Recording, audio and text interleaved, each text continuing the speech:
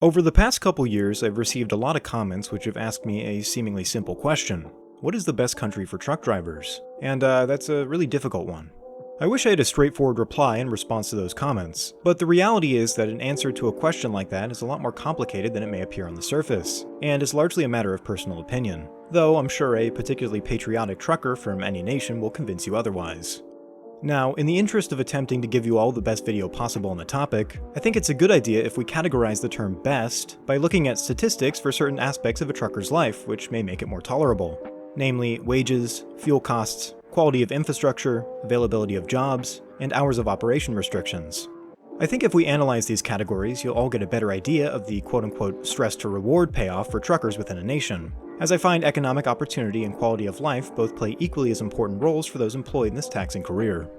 Just as a heads up, for this video I will be speaking very generally, as truckers within certain specialized industries may make more or be held to different regulations than the majority of drivers. However, it is this latter group representing the average working individual that I'm most concerned with. Beginning with wages, the top 10 countries for pay are as follows: Switzerland, Australia, Belgium, Norway, the United States, Germany, the Netherlands, Austria, Canada, and finally Sweden. It is these 10 countries which will be in the running for the best country to be a driver in, as making a decent wage is incredibly important for such a difficult career. Now, considering that the cost of living is vastly different in each of these countries, I thought I'd compare the wages against the price of living index for each nation.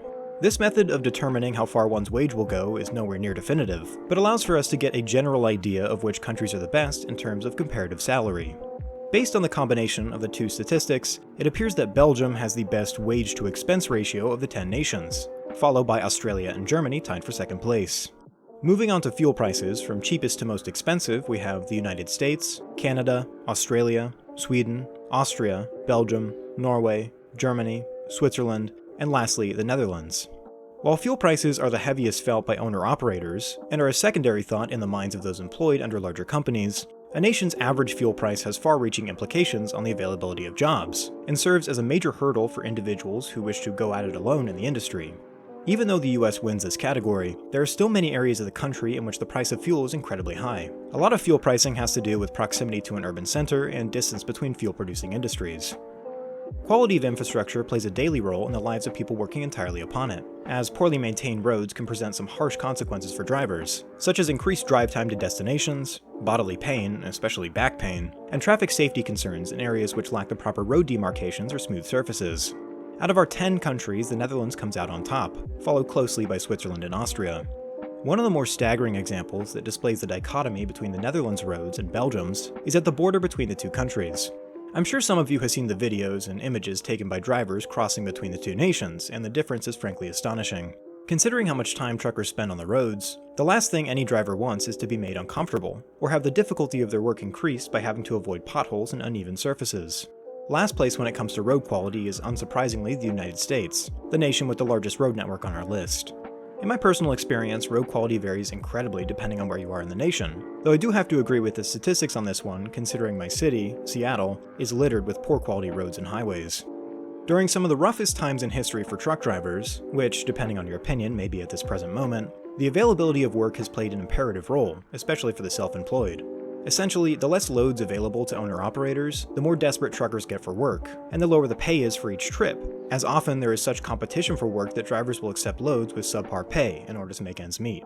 This has been an ongoing global trend for some years now, as the power has shifted hands from the drivers to the companies, leading to a snowballing effect of negative competition. This competition also spurs new hiring within larger companies, who are looking to exploit new drivers with low wages and ridiculous trips, as these conglomerates have the economic flexibility to sustain a high turnover rate, subjecting new drivers to the worst the industry has to offer. Looking into the statistics surrounding the trucking economy within each nation is incredibly difficult, as there is essentially no objective information about how easy it is to get work within each country for owner-operators. So instead, I will be looking at the severity of each nation's driver shortage, as in general, the more severe the shortage is, the easier it is to get a job in the industry, even if it's a bad one. All the nations within our running are currently experiencing a driver shortage, though based on my research it appears that Germany, the United States, Canada, and Australia have it the worst out of our 10 nations, all of which have plenty of open jobs for prospective truckers. Considering how poor and draining these entry-level jobs can be, I'm honestly unsure if having a market in desperate need of new workers can be seen as a positive or a negative from the perspective of drivers, but at least within the aforementioned nations there is ample work for those needing it most. Generally, European countries tend to have very similar, if not identical, hours of operation restrictions, as there is a high amount of free trade over the road between nations. I will only be speaking on driving time here, not off-duty working time, as it's the most important thing to consider when it comes to quality of life. For the European nations on our list, they are limited to a maximum drive time of 9 hours per day, with an option to extend to 10 hours no more than twice a week. Weekly restrictions come in at 56 hours, with a maximum of 90 hours allowed over the course of 2 weeks. For Australia, the regulations are much more lax, allowing for a maximum of 12 hours a day or 72 hours a week spent working. In Canada, drivers are allowed to drive up to 13 hours a day, 70 per week, and no more than 120 hours in 2 weeks. In the US, the numbers are 11 hours driving per day, 60 hours in a week, and 70 hours in 8 days. All of these regulations come with some somewhat complicated mandations on break time, which could be a whole video in and of itself. So if you're interested in a better work-life balance at the cost of some more hours on the road making money, you might find yourself more inclined to see things the European way, or vice versa if you're a workaholic. All in all, what you may consider to be the best country for truckers largely has to do with what you consider to make trucking good. Is it the highest average salary? Then Switzerland might be for you. Highest comparative salary? Take a peek at Belgium. Fuel prices? The USA. But I know that's not why any of you clicked on this video. You want me to give you that simple one-word answer. So, based on nothing else but my personal opinion, I think I have to say that it seems pretty sweet to be a truck driver in the Netherlands. I've always had an affinity for their trucks and the culture which surrounds them, as well as an admiration for their national infrastructure. While their fuel prices are ludicrous and the wages aren't the best, at least both Dutch drivers and the government know how to keep things clean. I mean, just look at these trucks. Shameless plug, but I did make a whole video about Dutch trucking, which I'll link in the description below if you're interested.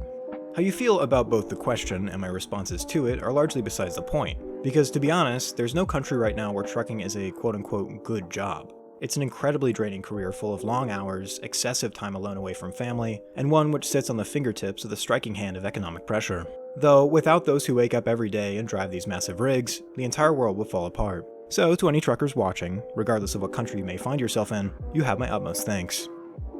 Thanks for watching. Let me know if there are any other topics you'd like me to cover in a future video. I know I still have quite a few to get to. Anyway, thanks again and I'll catch you guys later.